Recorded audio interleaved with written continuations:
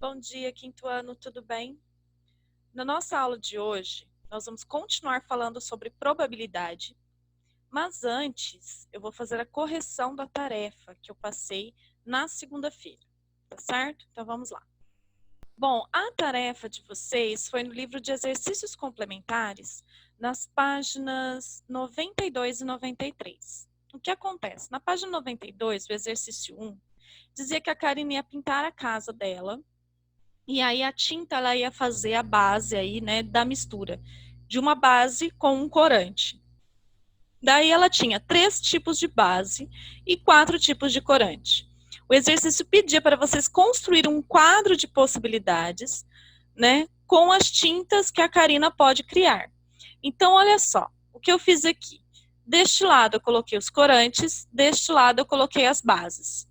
Então, aí eu fiz o quadro, corante 1 e base 1, corante 2 e base 1, corante 3 e base 1, corante 4 e base 1. A mesma coisa aqui, só que ao invés de base 1 eu coloquei base 2. A mesma coisa na coluna da base 3, tá bom?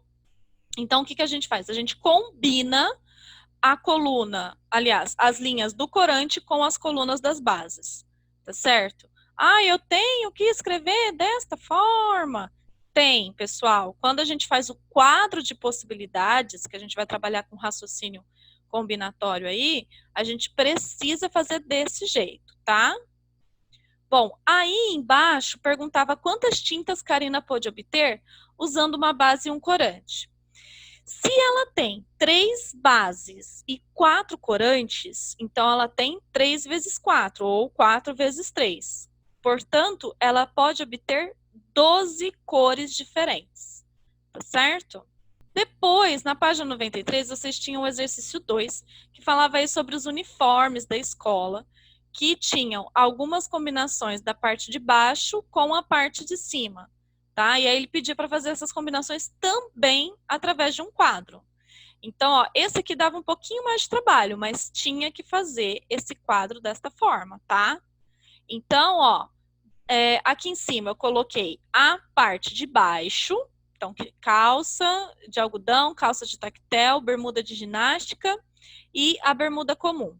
E nas linhas eu coloquei a parte de cima, camisa de manga curta, camisa de manga longa, aliás, camiseta, desculpa, camiseta de manga curta, camiseta de manga longa, regata, blusa flanelada e camisa polo.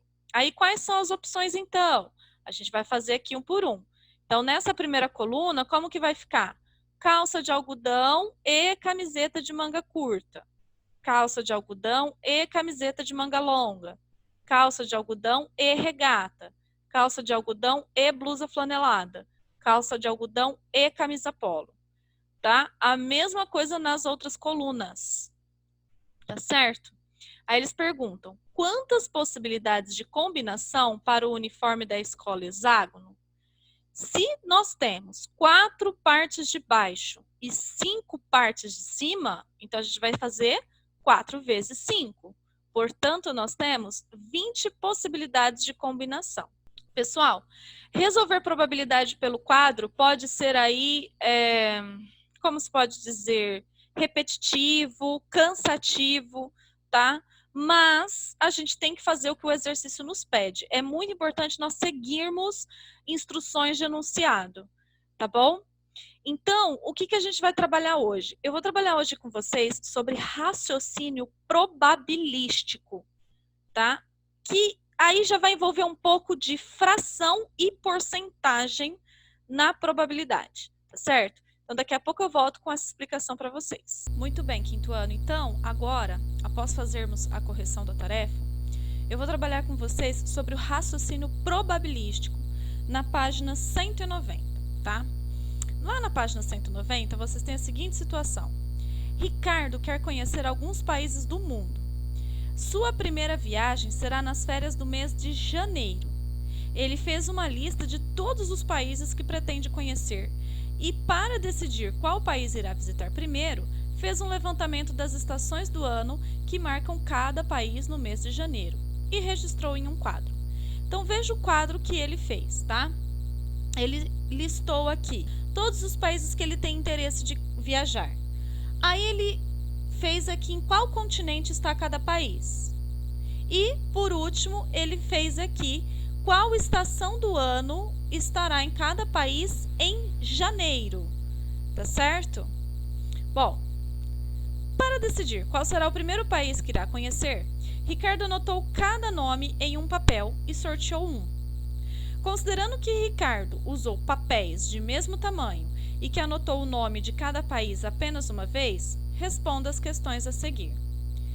Ao sortear o nome de um dos países, quantos são os possíveis resultados? Vamos lá. Então, ele escreveu o nome dos países num papel, colocou num lugar e vai sortear. Ele quer saber quantas possibilidades ele tem aí de tirar um papel. Bom, a gente tem que saber quantos países ele colocou no sorteio. Então, ó, 1, 2, 3, 4, 5, 6, 7, 8. Então, existem 8 possibilidades para ele. Existem 8 opções aí. 8 resultados possíveis, tá? Porque ele pergunta quantos resultados possíveis, né? Então, existem 8 resultados possíveis. Daí, ele pergunta quais são eles. Aí, o que a gente tem que fazer, então? Colocar o nome de todos os países, tá? Então, tem que colocar lá que são 8 resultados possíveis. E quais são? Espanha, Islândia, Noruega, Áustria, Uruguai, Estados Unidos, Japão e África do Sul. Tá certo?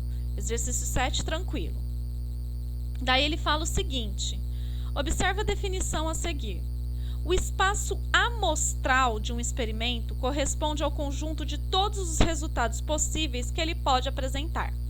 Então, quando eu digo assim, ó, na classe do 5º ano existem 20 alunos.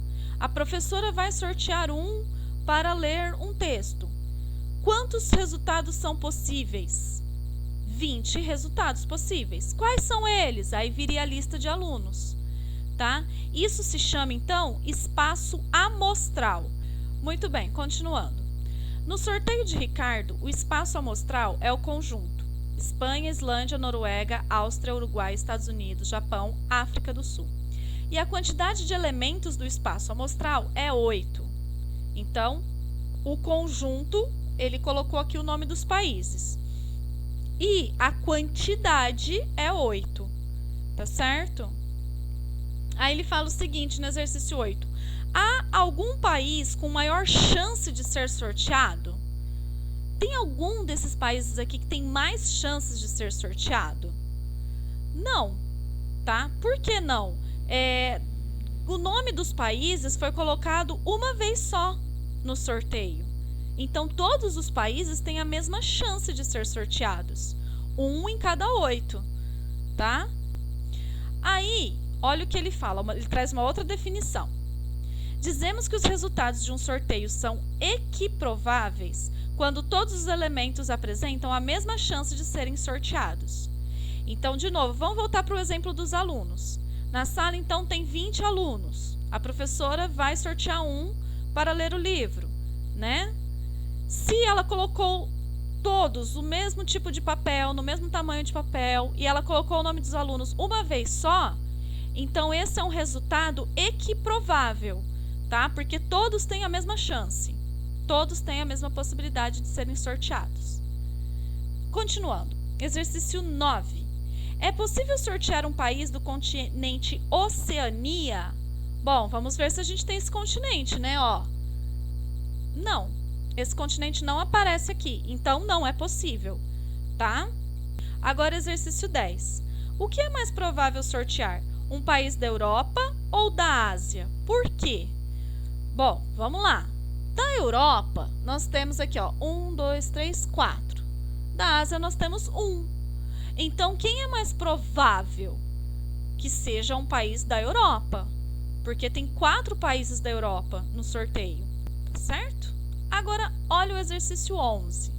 Quando a gente fala de probabilidade, a gente pode falar assim, ó, olha, é certo que isso aconteça, é impossível que isso aconteça, ou é provável que isso aconteça. Então, olha no exercício 11 o que ele fala aí.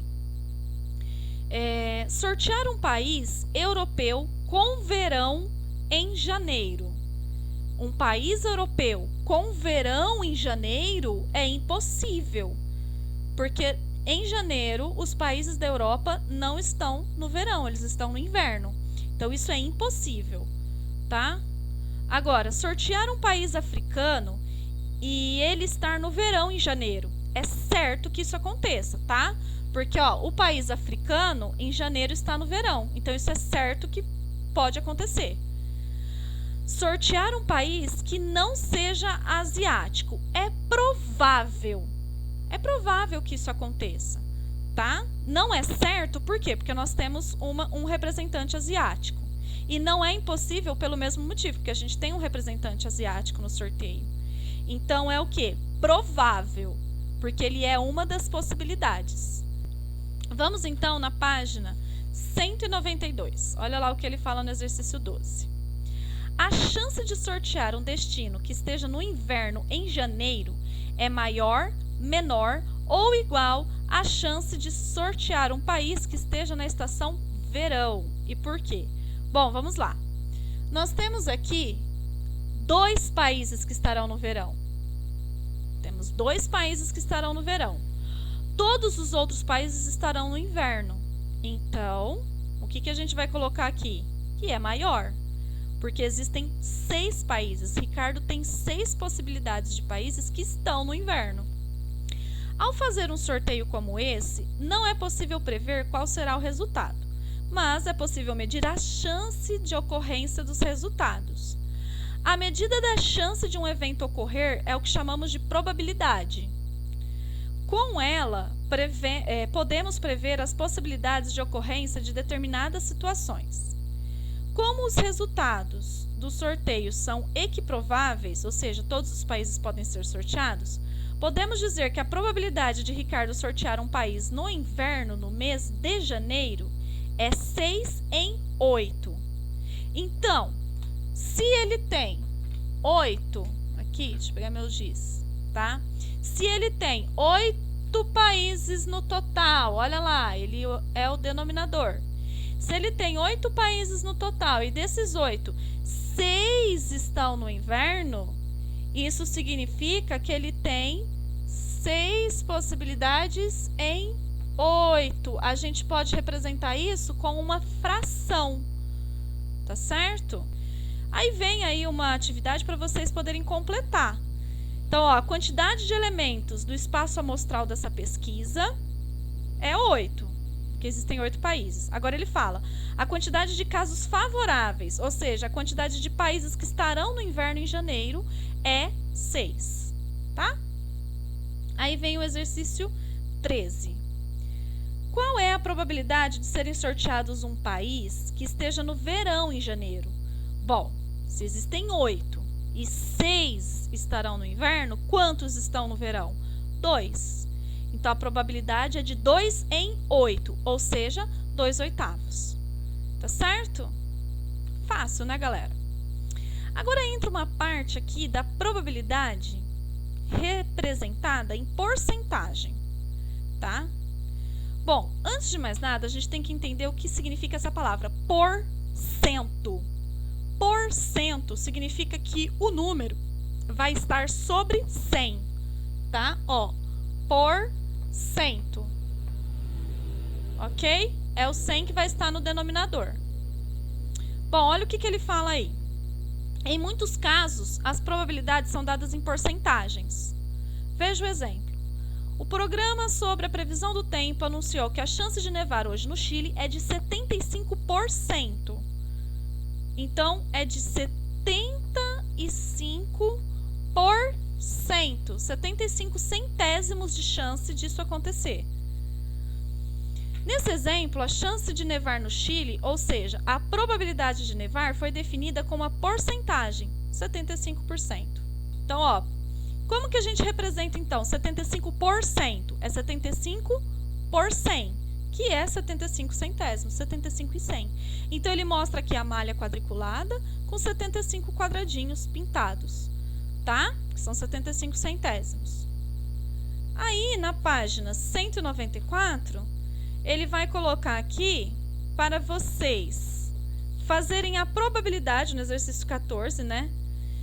das chances de nevar aí, da probabilidade de nevar na Argentina e a probabilidade de nevar no Brasil. Ele fala que a probabilidade na Argentina é de 25% e do Brasil de 10%. O que isso significa então? Que na primeira malha nós vamos fazer aí 25 quadradinhos, pintar 25 quadradinhos, e na segunda malha nós vamos pintar 10 quadradinhos. Se nós temos uma malha dividida em 100 e nós temos 25 chances dentro desses 100, nós vamos pintar 25 quadradinhos. Tá certo, galera? Vamos trabalhar agora com a matemática no dia a dia, na página 195. Ele dá aí as porcentagens, as probabilidades de chuva em 4 cidades brasileiras. Em São Paulo, ele deu 21%, no Rio de Janeiro, 1%, Campo Grande, 98% e em Florianópolis, 82%. Do outro lado, a gente tem que ligar com as probabilidades. Ele fala o seguinte, é quase certo que não irá chover, ou seja, é quase certeza que não vai chover. É muito provável que irá chover, tem uma probabilidade boa. É pouco provável que irá chover, é uma probabilidade baixa. E é quase certo que irá chover, ou seja, é quase certeza, é quase 100%. Então, nesse quase certo, a gente já pode ligar... no quase certo que irá chover, a gente já pode ligar a maior porcentagem. E no quase certo que não irá chover, a gente pode ligar a menor porcentagem. Então, no caso, a menor porcentagem é 1%, que é o Rio de Janeiro, e a maior é 98%, que é Campo Grande. Agora, a gente ficou com 21% e 82%. E aí ele fala, é muito provável que irá chover. Então, a gente põe os 82% lá, que é Florianópolis. E ele fala, é pouco provável que irá chover. Tem uma probabilidade, mas é pouca. 21%, que é São Paulo. Tá bom? Bom, essa foi, então, a atividade de hoje de vocês, o raciocínio probabilístico, ok? É provável, é impossível, é quase certo, tá?